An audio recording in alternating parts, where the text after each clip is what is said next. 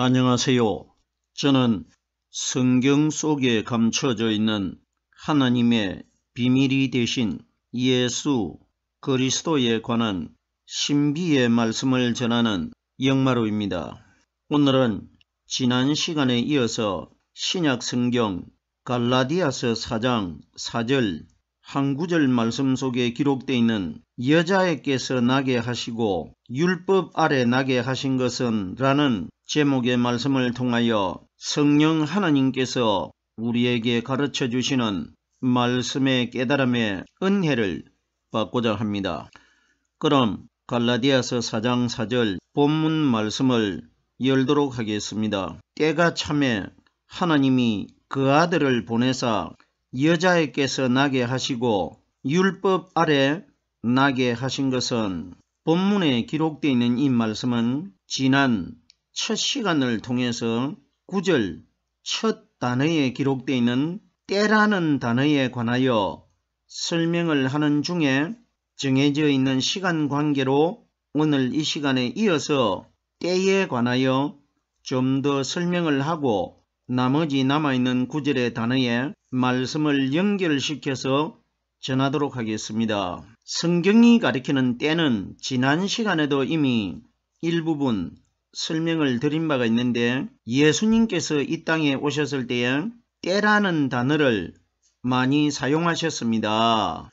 예수님이 오신 시대 때는 때가 두 가지가 있었지만은 두 가지 중에 한 가지는 오순절 성령은 이미 이 세상에 오셨기 때문에 하나의 때는 이루어졌습니다. 그러면은 나머지 하나의 때가 남아있는 것은, 오늘날 우리들에게 남아있는 때는 마지막 심판 때만 남아있습니다. 그러면은 오늘 본문에 때가 참회하는 것은 오순절날 성령이 오실 사건을 미리 보여주신 사건이, 예수님이 이 땅에 오신 사건이 오순절 보이지 않는 성령이 이렇게 임하여 가지고 보이는 내가 너희들에게 말씀을 가르쳐 준 것처럼 내 안에 들어있는 보이지 않는 하나님의 성령이 오순절날 이 땅에 오셔가지고 너희 마음 안에서 내가 너희에게 말씀을 가르쳐 주듯이 보이지 않는 성령님이 너희에게 말씀을 생각나게 하고 깨닫게 해주실 것이라, 이걸 보여주신 예표적인 그림자가 바로 율법의 마리아에게서 태어난 예수님이었습니다. 그러면은 때가 참에 하나님이 그 아들을 보내사, 제가 때가 찼다는 것은 하나님이 천지를 창조하시기 전에 그 어떤 때를 이미 정하셔가지고 천지를 창조하셨고 성경을 기록하셨습니다. 그러면 때가 찼다는 것은 성경에 기록된 대로는 예수님이 태어나실 때를 때가 찬 것이라고 기록되어 있지만은, 영적으로 우리들에게 때가 찼다는 것은 오순절날 성령이 이 땅에 오신 그때를 때가 찼다고 기록되어 있는 것입니다. 때에 관하여 누가복음 1장 19절 말씀해 보면은 가브리엘 천사가 사가랴라는 대제사장에게 나타나가지고 나는 하나님 앞에 섰는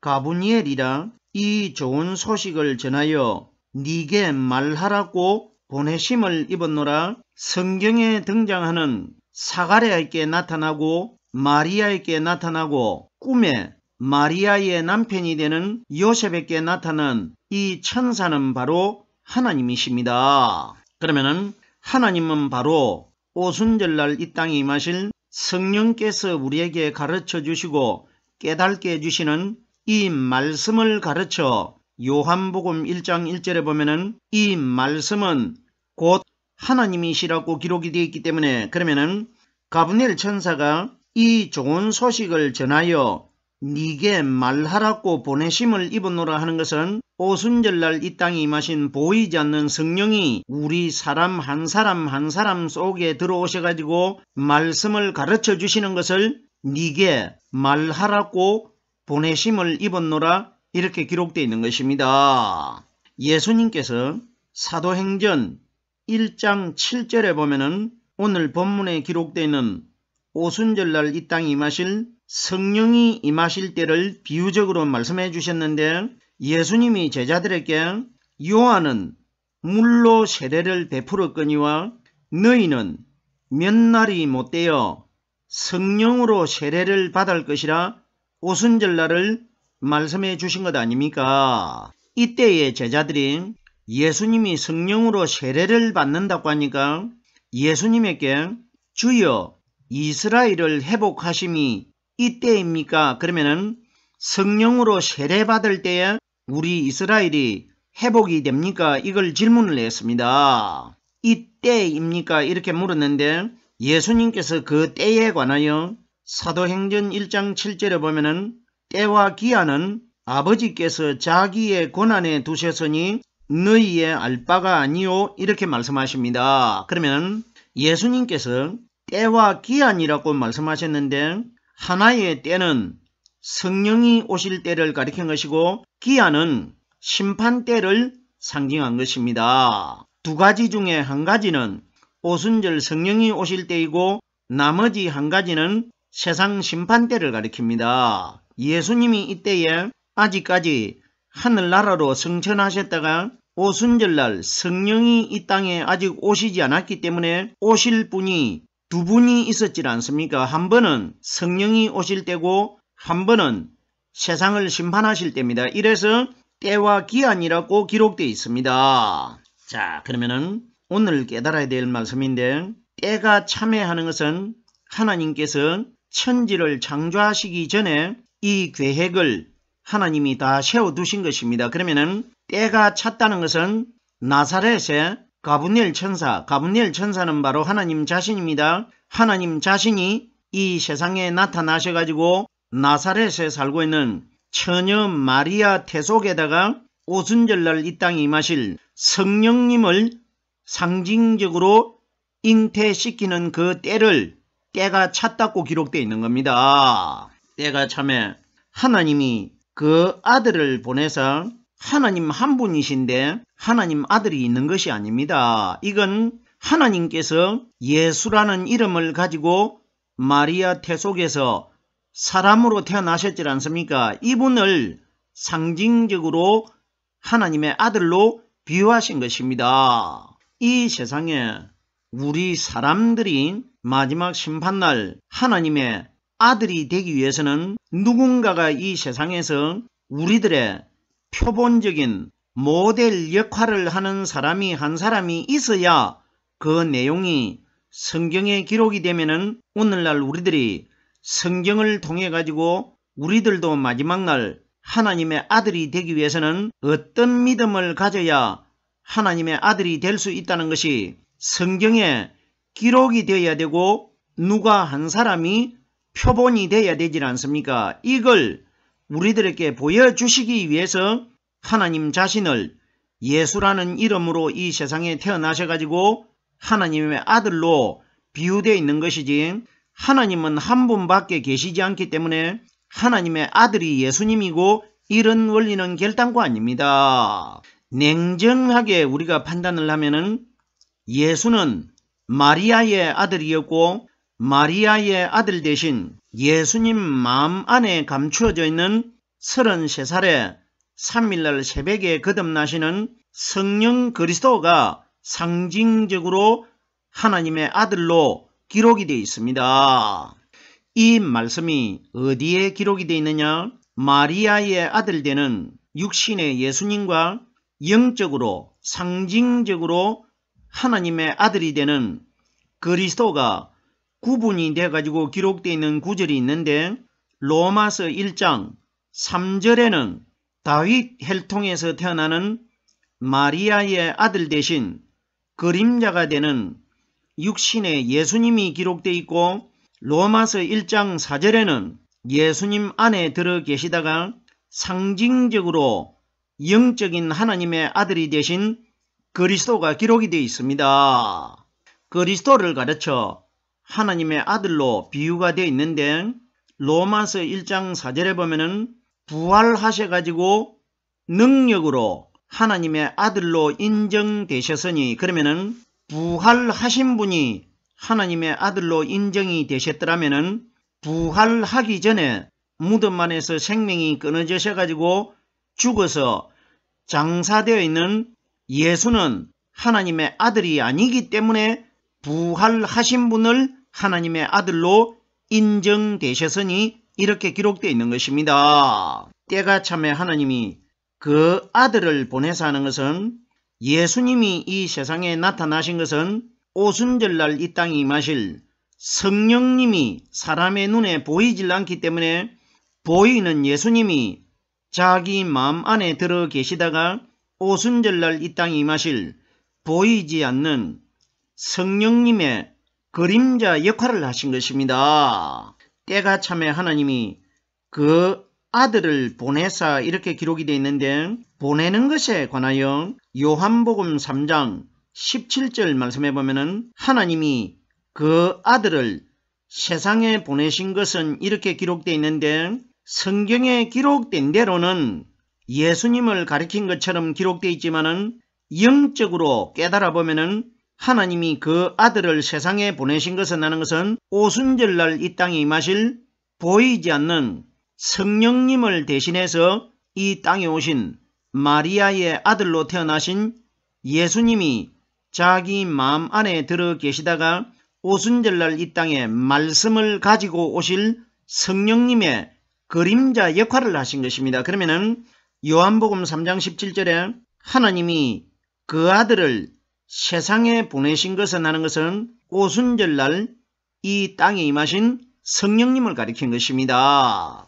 요한복음 3장 17절 말씀해 보면은 하나님이 그 아들을 세상에 보내신 것은 세상을 심판하려 하심이 아니요 세상의 사람들을 구원받을 수 있도록 도와주기 위하여 그 아들을 보내셨다고 기록이 되어 있는데 그러면은 오순절날 이 땅에 임하신 성령님은 우리들에게 마지막 날 구원을 받을 수 있도록 말씀을 가르쳐 주시기 위하여 이 세상에 오셨고 우리를 심판하실 분은 새벽에 여자들이 무덤 입구에서 목격했던 형상이 번개 같은 분, 물체를 가지고 있는 영적인 신령한 하나님의 몸으로 거듭나신 성령 그리스도께서 세상을 심판하실 것이고 우리를 심판 때에 구원받을 수 있도록 도와주시는 분은 오순절날 보이지 않게 오신 성령이 가르쳐 주시는 이 말씀 때문에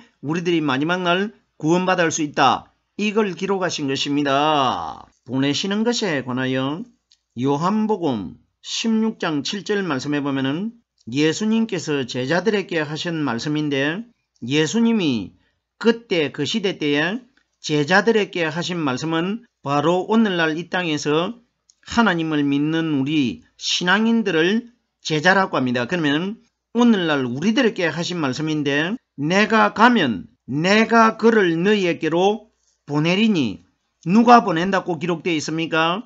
하나님 아버지께서 보내시는 것이 아니고 내가 가면 내가 그를 너희에게 보낸다는 것은 보낸다고 하신 이분이 바로 하나님이시라는 것입니다.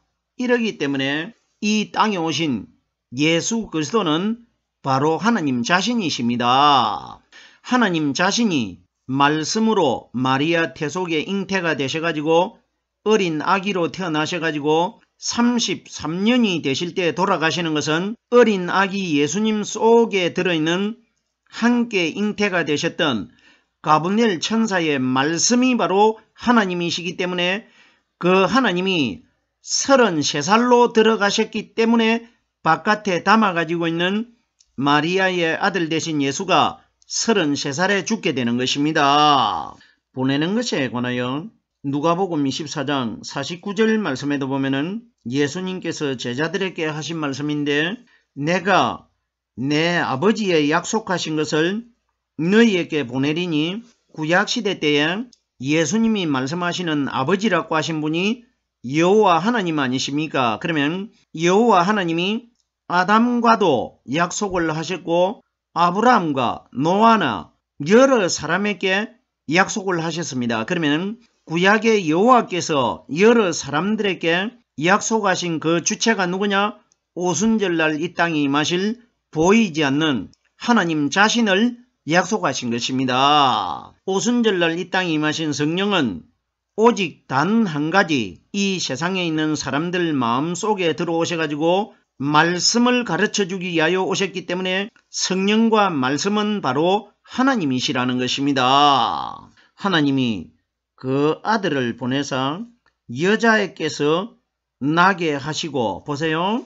여자가 강조되어 있다는 것은 마리아의 아들 되는 예수님 안에 하나님이신 성령 그리스도가 들어 계셨는데, 여자에게서 나게 하셨다는 것은 이 세상에 있는 인류 전체는 남자와 여자 사이에서 생명이 태어났지만은 예수님은 몸만 여자의 몸을 빌린 것이고, 그 안에 들어있는 씨는 하늘에서 내려오신 가브리엘 천사 하나님의 말씀이 남자로 들어있은 것입니다. 우리들은 어머니도 죄를 가지고 있고 아버지도 아담의 죄를 그대로 가지고 있는 그 사이에서 태어났기 때문에 몸도 죄로 물들어 있고 마음 안에도 그 씨가, 아버지의 씨는 죄를 가지고 있기 때문에 마음 안에도 죄가 들어있고 몸도 죄를 가지고 있지만은 예수님은 우리와 다르게 몸은 우리와 똑같은 마리아라는 어머니 몸을 빌려가지고 태어나셨지만은 마리아의 아들로 태어나신 예수님 안에 들어 계시는 성령은 죄가 하나도 없는 하늘나라에서 내려오신 성령이 가르쳐 주시는 말씀의 씨가 들어있었지 않습니까? 이러기 때문에 성경에 누가복음 8장 11절 말씀해 보면은 예수님께서 씨는 하나님의 말씀이라고 기록되어 있습니다. 그러면은 우리 속에는 씨는 씨인데 하늘나라로 들어갈 수 없는 쭉정이의 씨, 사탄의 거짓말이 들어있었고, 예수님 속에는 하늘나라로 들어갈 수 있는 알곡의 씨가 들어있었다는 것입니다. 여자애께서 나게 하시고 하나님께서 이미 창세 전에 계획을 세우실 때에 하나님 자신이 이 세상에 가브리엘 천사로 나타나셔가지고 말씀으로 나사렛에 살고 있는 처녀 마리아 태 속에 들어가셔가지고 300일 만에 태어날 것이다. 이걸 계획을 세워놓은 겁니다. 이걸 때가 참에 하나님이 그 아들을 보내서 여자애께서 나게 하시고 이렇게 기록되어 있는 겁니다. 보세요.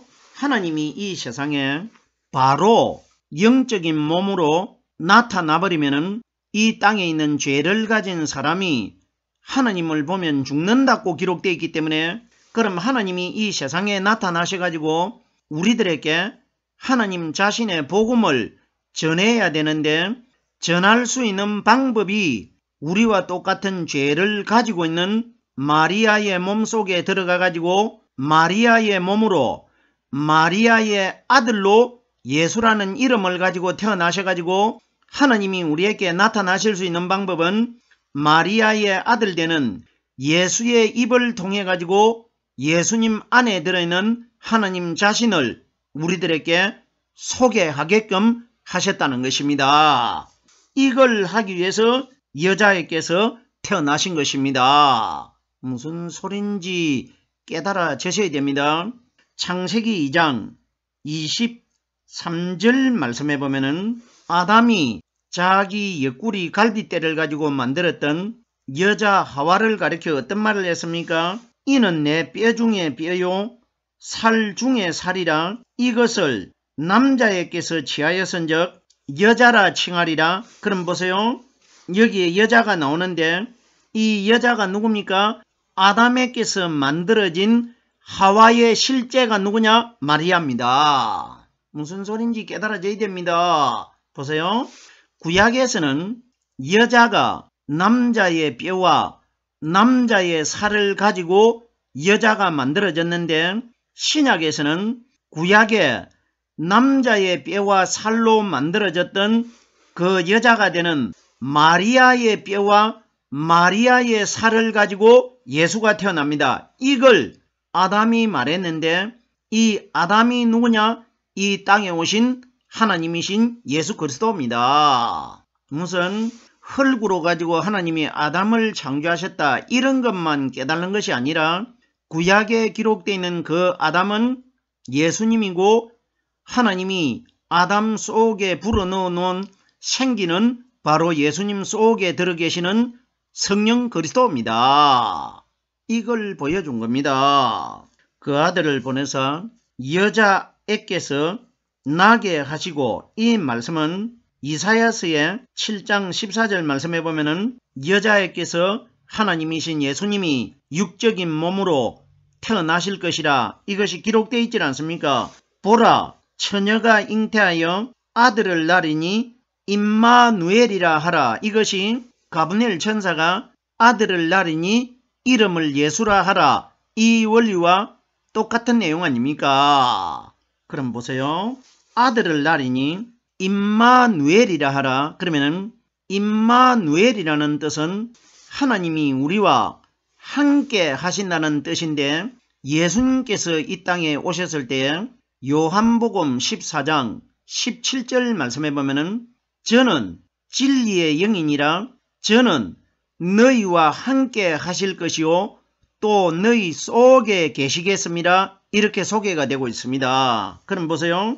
구약시대 때 임마누엘이라는 뜻이 하나님이 우리와 함께 하신다는 것은 예수님이 이 땅에 오셨을 때 진리의 성령이 오시면은 너희와 함께 거할 것이고 또 너희 속에 계실 것이라. 그러면은 구약에 소개되고 있는 임마누엘은 마리아의 아들 되는 예수는 우리 마음 안에 들어오실 수가 없기 때문에 예수님 마음 안에 들어 계셨던 성령이 오순절날 이 땅에 오셔가지고 말씀으로 우리 마음 안에 들어오시질 않습니까? 그러면 이사야서에 기록되어 있는 임마누엘은 하나님이 너희와 함께 하실 것이라.